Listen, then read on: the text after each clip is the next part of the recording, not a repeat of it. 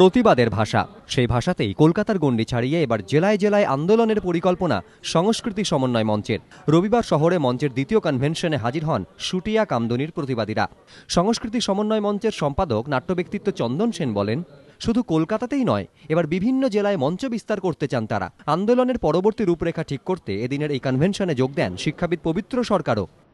আর আগামী দিনে আমরা সমস্ত জেলাতে এই ধরনের প্রতিবাদী মুখগুলোকে সঙ্গে আমরা সম্পর্ক স্থাপন করব।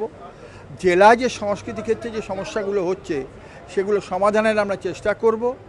যে যে অবস্থানে আছি, যার যেটা বড় অস্ত্র, সেই অস্ত্রটা প্রয়োগ করে প্রতিবাদ এবং প্রতিরোধ তৈরি করতে হবে।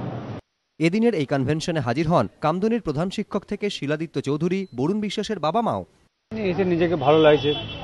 আমি একটু সাধারণ ছেলে, আমি যে কলকাতা আসতে পারবো এটা আমি ভাবতে পারিনি, কিন্তু এখন এখানে এসে দেখা যাচ্ছে যে মানুষ, কলকাতার মানুষ আমার হয়ে, সবাই আমার হয়ে কথা বলছে, সবাই আমাকে কাছে টেনে নিচ্ছে।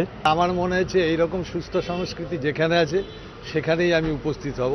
আমি নিজে কোনো পলিটিক্যাল ব্যক্তিত্ব নয়, কিন্তু যেখানটায় আমি সুস্থ সংস্কৃতি দেখব সেখানেই আমি উপস্থিত হব। আর এরা আমায় ডেকেছে, আমি মনে করি আমি নিজে ধন্য যে এরকম জায়গায় আমি উপস্থিত হতে পেরেছি বলে। বরুণ বিশ্বাসের বন্ধু নন্দদুলাল দাসকে মাওবাদী আখ্যা দিয়েছিলেন খাদ্যমন্ত্রী জ্যোতিপ্রিয় মল্লিক। নন্দদুলালের অভিযোগ, এখনও তাকে প্রতি মুহূর্তে হেনস্থা হতে হচ্ছে। আমি অফিস যাওয়ার পথে আমাকে ফলো করছে, অচেনা লোকেরা আমাকে ফলো করছে।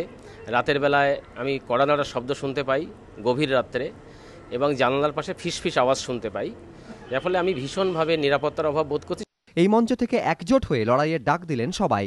সত্যজিৎ বৈদ্য, এবিপি আনন্দ, কলকাতা।